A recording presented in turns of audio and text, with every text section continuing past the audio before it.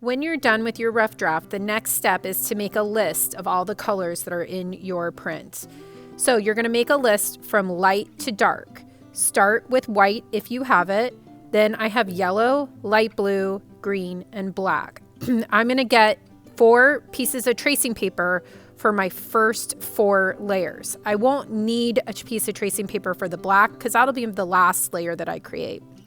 So I'm going to start by lining up my tracing paper, always lining it up from the same corner. So I'm lining it up from the top left-hand corner. Now I'm going to start tracing and coloring in everything that is white in my picture because this is my first layer. Even though I won't be printing the color white, I still need to carve it out so that when I print my first color, the white will not be printed that color. The white will remain the color of the paper. So I've lined up my tracing paper, and then I'm going to trace and color in with a 6B pencil everything that's white in my picture. Be really careful not to smudge while you're coloring in because the smudges will transfer to your printing block, and that'll make it more confusing when you're carving out your white. Once you've finished your first layer, you're going to need to take an extra piece of Post-it note and cut it into 4 different smaller sections. You're going to use these smaller pieces of Post-it notes to label each of your layers so that you can keep track of each color.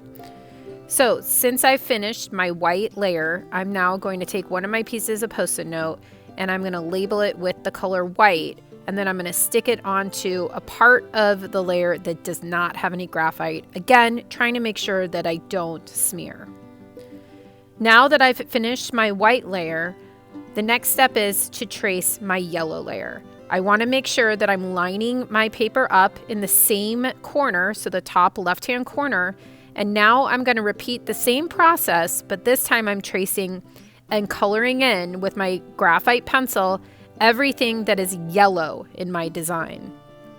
Try not to get lazy and just color in basic areas. Try to keep it as detailed as possible so that when you are carving, you know exactly what to carve out.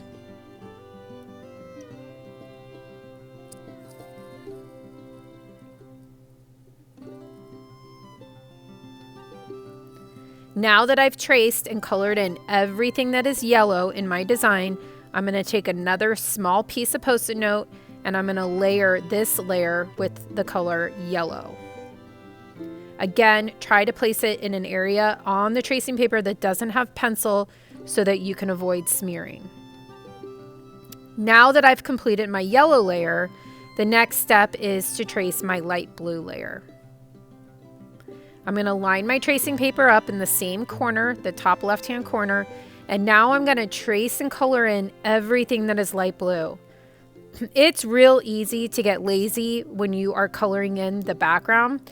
Try to really be mindful of your edges and make sure you're keeping your edges clean, and try to really be careful not to smear in this layer.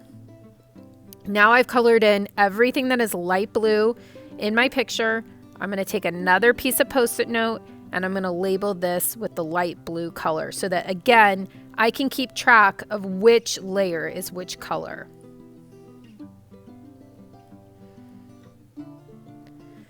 The last layer that I'm going to trace is my green layer. Again, I don't have to make a layer for black because that's going to be my very last layer that I print. I won't actually have to carve out anything that's black.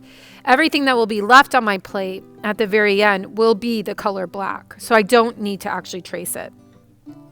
Finally, I'm going to line my tracing paper up in the same corner, and finally, I am now tracing and coloring in everything that is green in my design.